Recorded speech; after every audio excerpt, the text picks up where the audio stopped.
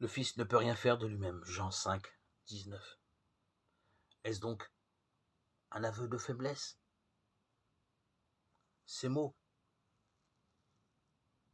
ne peut appliqués à Dieu sont une démonstration non de faiblesse, mais de puissance.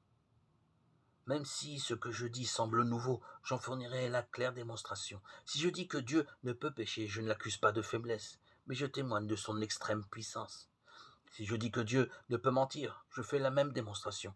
Ainsi l'apôtre Paul disait, si nous persévérons, nous régnerons avec lui. Si nous sommes infidèles, lui reste fidèle car il ne peut se renier. 2 Timothée 12, 13. Le vois-tu? Il ne peut, et ce ne peut être un signe de puissance. Puisque cette question est maintenant bien résolue,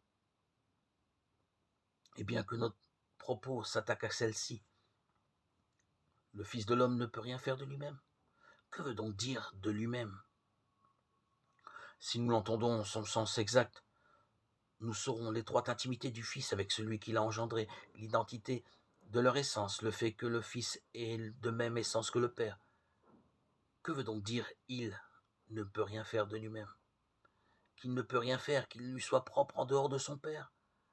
Rien d'étranger ni de séparé du Père, rien de différent, rien d'autre, enfin que ce que fait le Père.